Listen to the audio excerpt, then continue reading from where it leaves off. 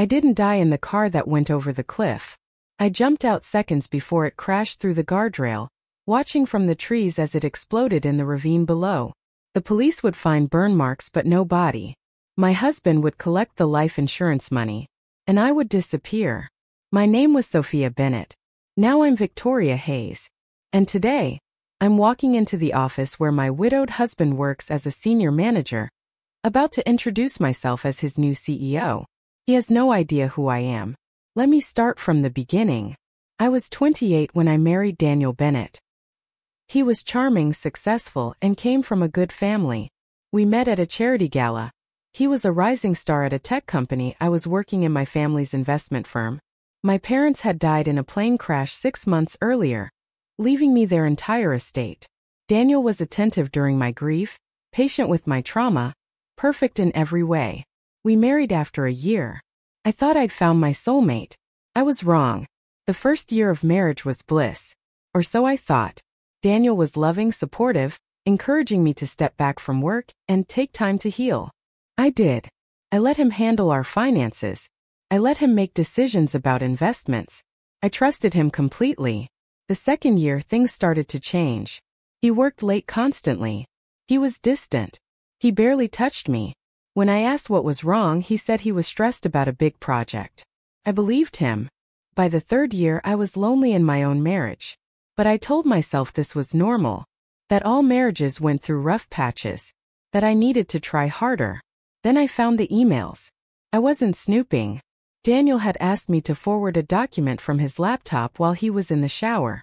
I opened his email and there it was, hundreds of messages to L. Intimate messages. Plans to meet. Photos I'd rather burn out of my memory. I sat there staring at the screen, unable to breathe. Then I did something I'm not proud of.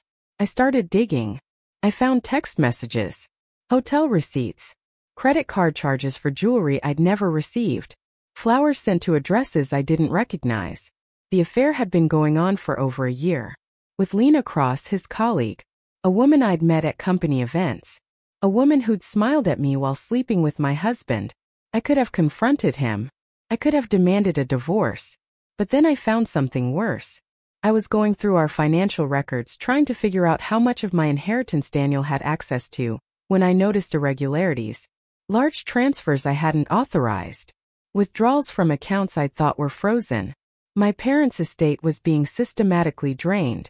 I called our financial advisor, Marcus, pretending to just be checking in. Mrs. Bennett, I was just about to call you about those investment adjustments Daniel made. Adjustments? The ones you approved last month? Moving funds into those offshore accounts. I'd approved nothing. But I played along. Right? Yes. Can you send me the details? I want to review them. Of course. Though I have to say I was surprised. Offshore investments aren't usually your style. I hung up and waited for the email. When it came, I felt my world collapse. Daniel had been forging my signature. He'd moved over $3 million of my inheritance into accounts I couldn't access. Money that was legally mine that my parents had worked their entire lives to build was gone. And it was all legal because technically I'd approved the transfers. I sat in my home office staring at the documents and realized something. Daniel hadn't married me for love. He'd married me for money. The affair with Lena was probably going on before our wedding. The whole thing had been a con. That's when I decided to leave. To file for divorce, to press charges for fraud, to burn his life to the ground. Then I overheard a conversation that changed everything. I'd come home early from a doctor's appointment. I'd been feeling nauseous for weeks, stress I'd thought. I was walking up to the house when I heard voices in Daniel's study. The window was open. We can't wait much longer, Lena's voice. The money's almost transferred. When are you going to do it? Soon. Daniel, I need to make sure everything's in place first. You said that a month ago. Daniel, I'm not getting any younger. I want to start our life together. And we will. Once Sophia is out of the picture. I froze on the walkway. You keep saying that, but she's still here. Maybe we should just tell her about us. Get a divorce like normal people. Don't be stupid. Divorce means splitting assets. Community property. She'd get half of everything. This way I get it all. The house, the investments, the life insurance. Life insurance. My blood went cold. I still don't know if I can go through with this, Lena said, her voice shaking. It's one thing to have an affair. It's another to what? Secure our future? She's miserable anyway. Always has been since her parents died. We'd be doing her a favor. Don't say that. That's murder, Daniel. It's not murder if it looks like an accident. I backed away slowly, my heart pounding so loud I was sure they'd hear it. I got in my car and drove, my mind racing. Daniel was planning to kill me. For money. For life insurance. For Lena. I'd married a man who was planning my murder. I drove to a coffee shop an hour away and sat there shaking, trying to think. I could go to the police. But with what evidence? A conversation I'd overheard? They'd deny everything. Say I was a jealous wife making accusations. Could run. Just leave. File for divorce from a distance. But Daniel had stolen $3 million. He'd planned my murder. If I just left, he'd get away with all of it. That's when I had the idea. Insane, impossible, absolutely crazy. But maybe, just maybe, it could work. I went home and acted normal. Smiled at Daniel. Made dinner. Pretended I hadn't heard him planning my death. And I started planning my own disappearance. First, I needed money. I opened a new bank account in my mother's maiden name, Victoria Hayes. I started withdrawing cash in small amounts. 200 here, 300 there. Nothing that would trigger alerts. I sold jewelry Daniel had given me, saying I was getting it cleaned. I liquidated a small investment account Daniel didn't know about. My emergency fund I'd opened before the marriage. Within a month I had $50,000 in cash. Next I needed a new identity. This was trickier. I couldn't just create fake documents, that was illegal. But I could legally change my name. I filed the paperwork in a different county, claiming I wanted to honor my late mother by taking her maiden name. Victoria Hayes became my legal name. I got a new social security card, new driver's license, everything. Then I changed my appearance. I'd always had long blonde hair. I cut it short and dyed it dark brown. I lost 20 pounds. I started wearing glasses instead of contacts. I changed my entire style. From preppy and polished to sleek and professional. I looked in the mirror and barely recognized myself.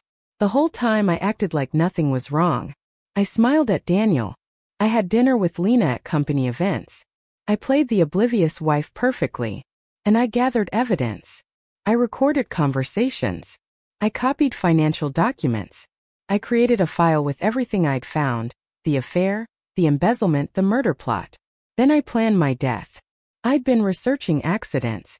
Car crashes were messy and usually left bodies, even burned ones. Drownings were better but hard to stage. Then I read about a case where someone had gone over a cliff. The car had exploded, the body had burned beyond recognition, and dental records had been the only way to identify them. Perfect.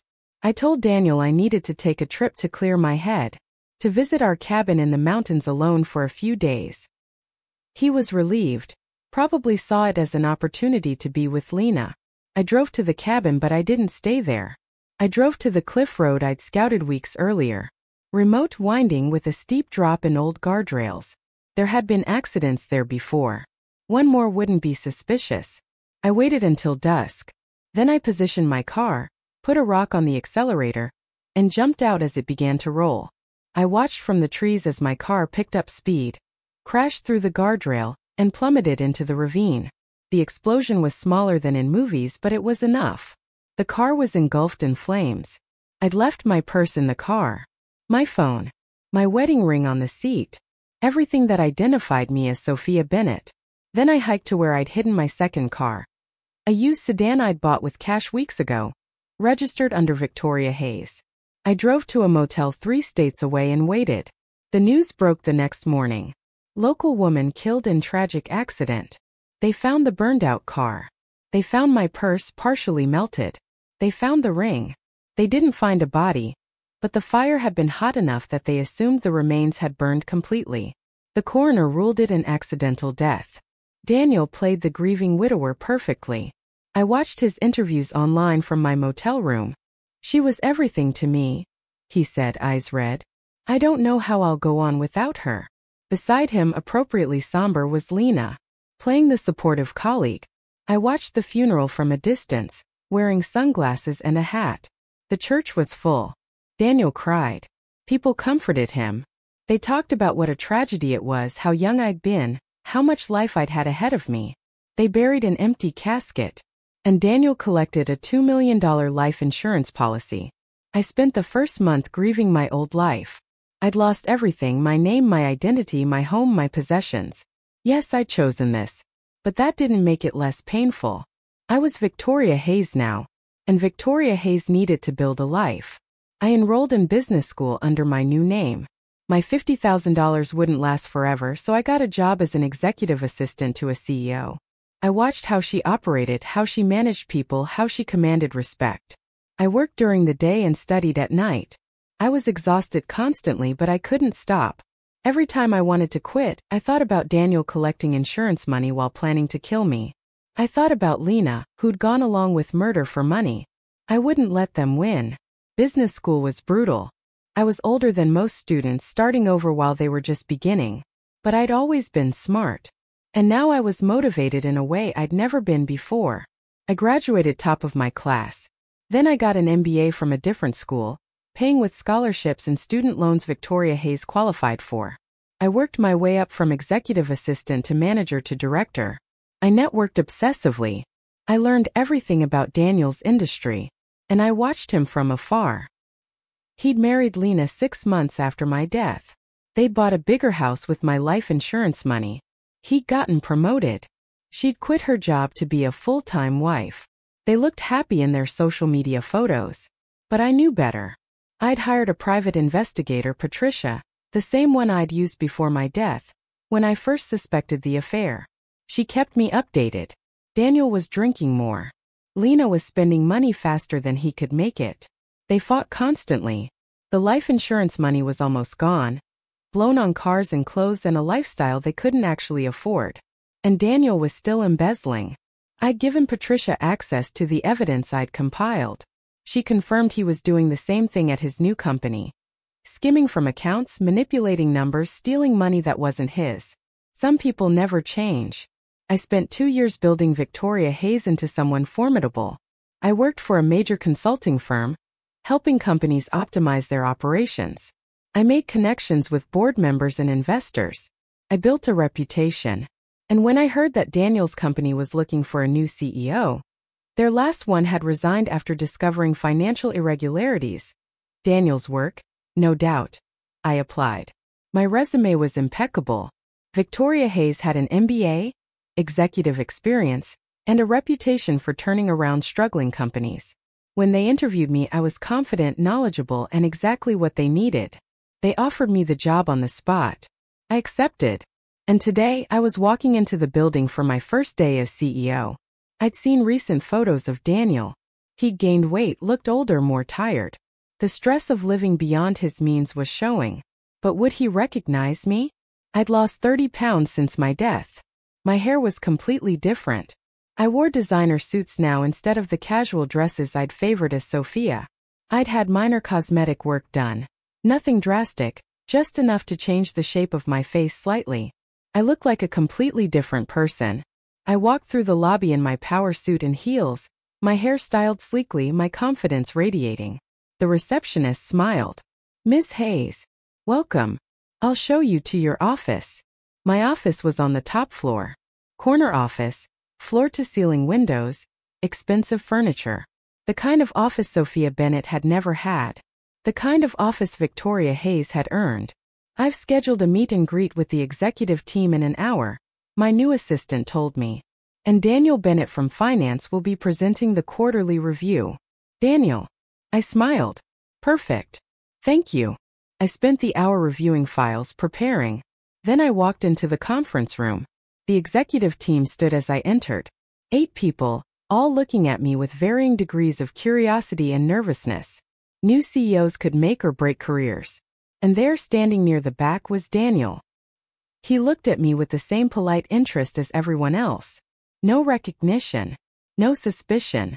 Just a manager meeting his new boss. I took my seat at the head of the table. "Good morning, everyone. I'm Victoria Hayes, your new CEO. I'm looking forward to working with all of you to turn this company around." I believe in transparency, accountability, and results. I also believe in rewarding excellence and addressing problems head-on. I looked directly at Daniel. I don't tolerate incompetence or dishonesty. If you're doing your job well, we'll get along fine. If you're not, well, you won't be here long. Daniel shifted slightly, but still no recognition. Just the discomfort of an employee being called out on performance standards. Now, I'd like to hear from each of you, starting with finance. Mr. Bennett, I believe you're presenting our quarterly review. Daniel stood, pulling up his presentation. Yes, Ms. Hayes. Thank you. As you can see, our revenue last quarter was. I watched him present. He was polished, confident. He'd always been good at presenting numbers, even when those numbers were lies. When he finished, I asked pointed questions. About discrepancies I'd already spotted in the reports. About investments that didn't make sense. About transfers that seemed irregular. Daniel answered smoothly, but I could see him sweating slightly. I wasn't asking soft questions. I was digging into the details he'd rather gloss over. Thank you, Mr. Bennett. I'll want to schedule a deeper dive into these numbers. There are some things that don't quite add up. He nodded, sitting down. Still no recognition. Just worry that his new boss was detail-oriented. Perfect. After the meeting, I called him to my office. Mr. Bennett, thank you for that presentation. I have some additional questions about the financial structures here. Of course, Ms. Hayes. What would you like to know? I spent an hour grilling him. Not enough to make him truly suspicious, but enough to make him nervous. Enough to establish that I wasn't going to be an easy boss to deceive. I'm going to be reviewing all financial records personally, I said finally. I want to ensure everything is in order. You understand? Of course. Though that's quite unusual for a CEO to. I'm not a usual CEO. I believe in understanding every aspect of my business. Especially the money. Daniel nodded, his smile tight. I'll have everything prepared for your review. Excellent. Oh, and Mr. Bennett? I notice from your file that you've been with the company for 3 years. Since right after your wife's tragic death. My condolences. I watched his face carefully. Any flicker of recognition, any hint that he knew who I was. Nothing. Thank you, he said quietly. It was a difficult time. This job helped me move forward. Liar. This job had been his reward for murdering his wife. Or trying to. I'm sure it did. Thank you, Mr. Bennett. That's all for now. He left and I sat in my office, my heart pounding. I just had a conversation with my widowed husband, and he had no idea who I was. Phase 1 complete. Over the next few weeks, I established myself as a demanding but fair boss. I worked long hours, learned every aspect of the business, and made strategic changes that started improving performance immediately. I also started tightening the noose around Daniel. I implemented new financial controls. Required double signatures on all transfers over $10,000. Instituted random audits. Brought in an external accounting firm to review our books. Daniel was good at hiding his theft, but he wasn't good enough to evade the kind of scrutiny I was applying. I also made his life difficult in smaller ways. Assigned him to projects with impossible deadlines. Required detailed reports on things he previously handled casually. Made him justify every expense, every decision. I wasn't being unreasonable. I was being thorough. But it made his job much harder. Ms. Hayes is very exacting, I heard him tell a colleague. She's intense, the colleague agreed. But she's fair. And the company's doing better already. I smiled when I heard that. 3 months into my tenure, I invited Daniel and Lena to a company dinner. A formal event for executives and their spouses. Lena had gained weight since I'd died. She looked tired, stressed. The life of luxury she'd imagined hadn't materialized. Daniel's salary was good, but not enough to support the lifestyle she wanted. And the insurance money was gone. I watched them arrive. Lena in a dress that was trying too hard. Daniel in a suit that fit poorly over his gained weight. Mr. Bennett, I greeted him. And you must be Mrs. Bennett. It's lovely to meet you. Lena smiled, but it didn't reach her eyes. It's nice to meet you too, Miss Hayes.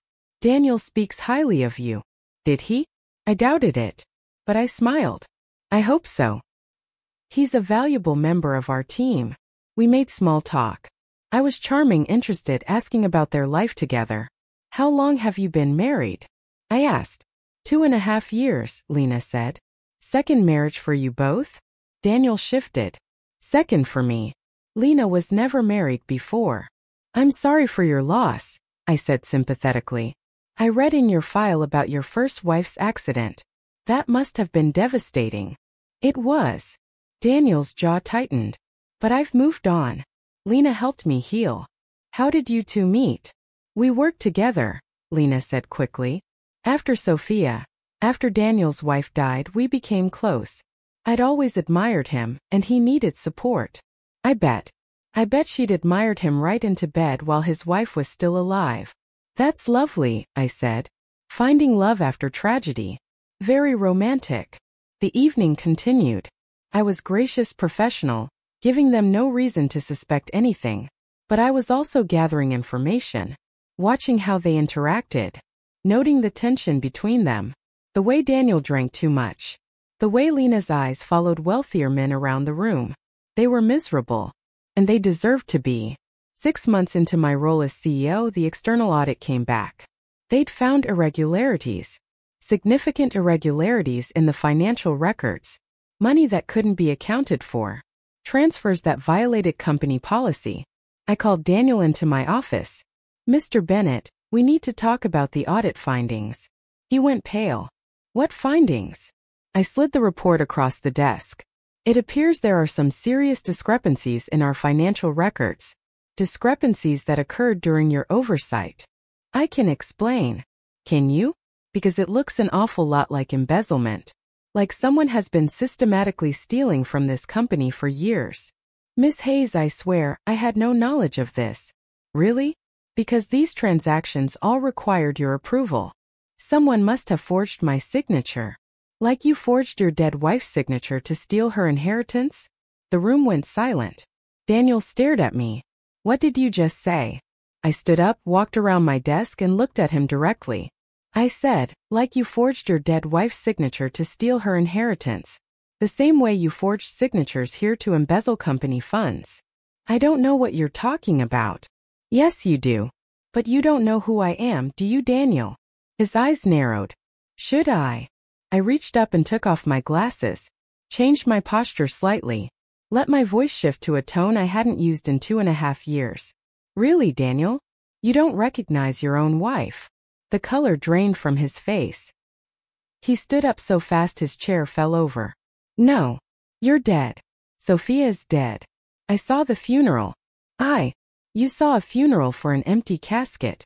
You collected $2 million in insurance money for a wife who wasn't dead.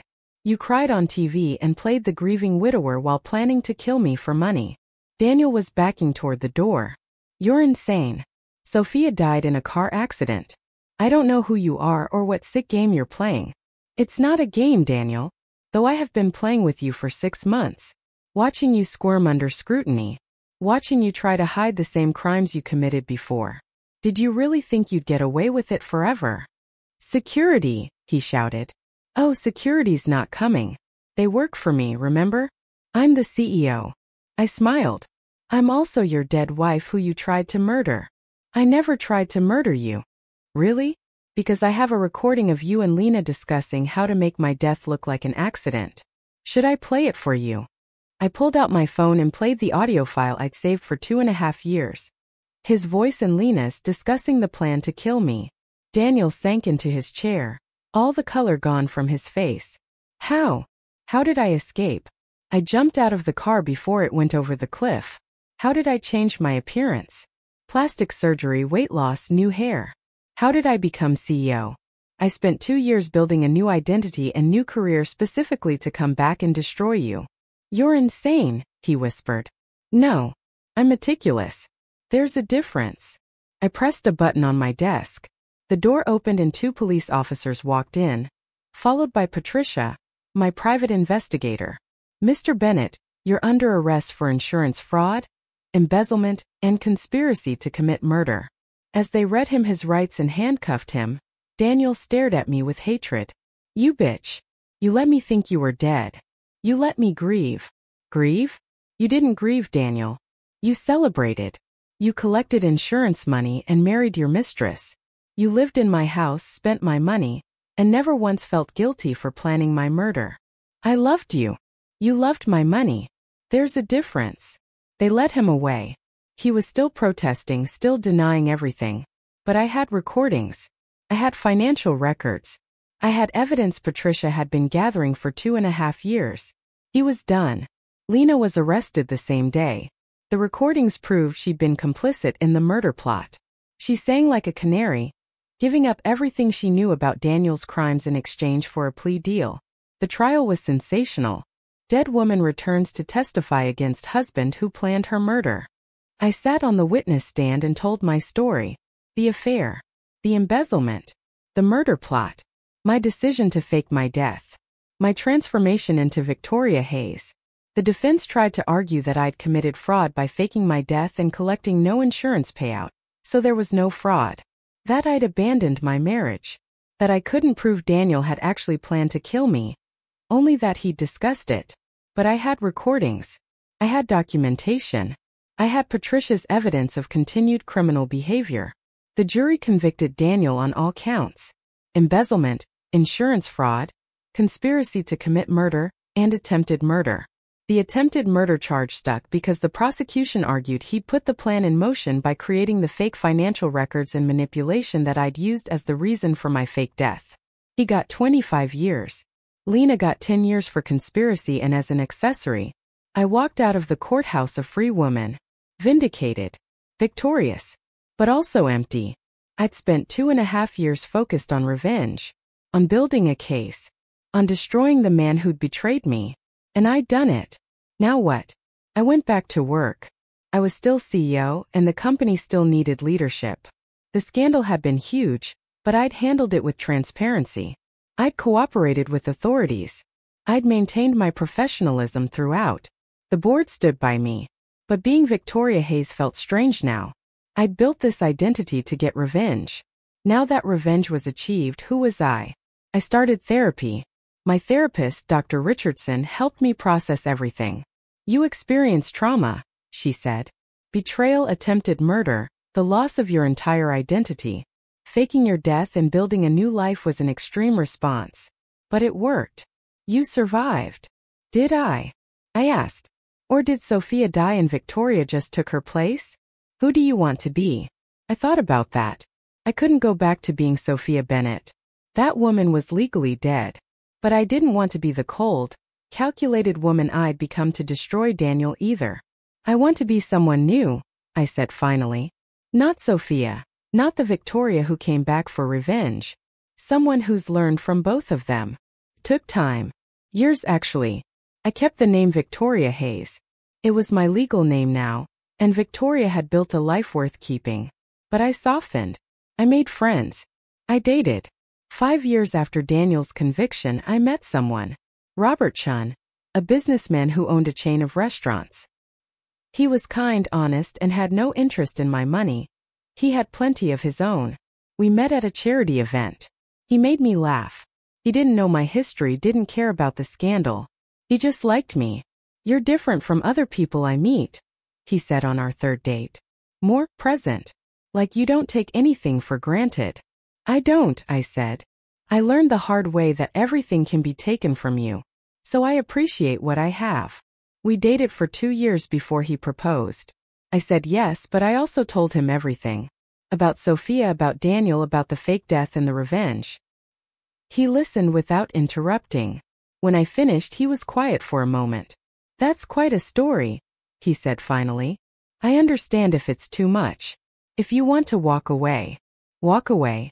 Victoria, you survived attempted murder, rebuilt your entire life from nothing, and brought a criminal to justice. You're the strongest person I've ever met. We married 6 months later. A small ceremony, just friends and family. Emma came, my best friend from before, who'd mourned Sophia and then rejoiced when she learned the truth. Patricia came, the PI who'd helped me through everything. It was a good wedding. A happy wedding. And for the first time since I jumped out of that car, I felt like I was actually living instead of just surviving. Robert and I had a daughter, Alice. When she was born, I held her and cried, thinking about how I'd almost never gotten to experience this. Daniel had wanted to kill me. If I hadn't overheard that conversation, if I hadn't faked my death, I'd be dead for real. But I wasn't. I was alive and I was a mother and I was happy. I ran my company for another 15 years, then sold it for a significant profit and retired at 50. Robert and I traveled, spent time with Alice, enjoyed life. I never saw Daniel again after the trial. He was in prison and I had no desire to visit. No unfinished business. No need for closure. I'd gotten my revenge. I'd gotten my life. That was enough. When I was 65, I received a letter. It was from Lena, who'd been released from prison 5 years earlier. Dear Victoria, it read. I don't expect forgiveness. I don't deserve it. But I wanted you to know that I'm sorry. For the affair. For going along with Daniel's plans. For not having the courage to stop him or warn you. I was young and stupid and greedy. I've spent the last 15 years thinking about the woman we almost killed. Thank you for being stronger than we were evil. Thank you for surviving. Lena. I read the letter twice, then filed it away. I didn't respond. I didn't need to. Some apologies were just about the person apologizing feeling better. I didn't need to help Lena feel better. I had my own life to live. Robert and I celebrated our 30th anniversary when I was 68. Alice had given us 3 grandchildren. The company I'd built was still thriving under new leadership. My investments from my parents' estate, the ones Daniel hadn't stolen, had grown substantially. I'd built a good life. A real life. When I was 75, I was diagnosed with cancer. Aggressive, terminal. I had 6 months. Robert held my hand when the doctor told us. Alice cried. But I was calm. I've had a good life, I said. A full life. I'm not afraid. And I wasn't. I'd already died once. Coming back from that had taught me that death wasn't the worst thing. Living a lie was worse. Being trapped was worse. Dying was just the end. I spent my last month saying goodbye. Writing letters to my grandchildren. Telling Alice stories about her grandmother Sophia, the woman I used to be. You were so brave, Mom, Alice said one afternoon. Faking your death. Building a new identity, getting revenge. I was desperate, I corrected. Bravery came later, when I chose to actually live instead of just surviving. Do you have any regrets? I thought about that. I regret marrying Daniel in the first place. I regret not seeing the signs earlier. I regret the years I lost to his betrayal. I paused. But I don't regret faking my death. Saved my life. And it gave me you. The day before I died, Robert sat beside my bed. I love you, he said. I love you too. Thank you for trusting me with your story. With your heart. Thank you for seeing Victoria and Sophia and loving them both. I died the next morning peacefully, surrounded by my family. They buried me under my legal name, Victoria Hayes-Chan. But in the eulogy Alice gave, she told both stories. Sophia Bennett, the woman who'd been betrayed. And Victoria Hayes, the woman who'd risen from the ashes. My mother taught me, Alice said, that you're never powerless. Even when someone tries to destroy you, even when everything is taken from you, you can rebuild. You can survive. You can thrive. She also taught me that revenge is a dish best served cold. But happiness is a dish best served warm. Surrounded by people who love you for who you really are.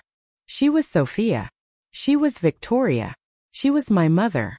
She was stronger than anyone who tried to break her. And she won. After the funeral, Alice went through my belongings and found a journal I'd kept. The one where I documented everything, the betrayal, the fake death, the transformation, the revenge. She read it cover to cover, crying and laughing and gasping. Then she wrote her own entry. Mom, I read your journal. All of it. And I want you to know you didn't just survive. You didn't just get revenge. You taught me the most important lesson of my life. That who you are isn't defined by what's done to you. It's defined by what you do next. You were betrayed and you became stronger. You were almost murdered and you became unstoppable. You lost everything and you built something better. Thank you for showing me that women don't have to be victims. That we can be architects of our own destinies. That we can die and come back as someone even more powerful. I love you, Sophia. I love you, Victoria. I love you, Mom. Alice. She closed the journal and placed it in the family safe. A legacy to pass down to her own daughter someday. The story of a woman who faked her death to escape a killer.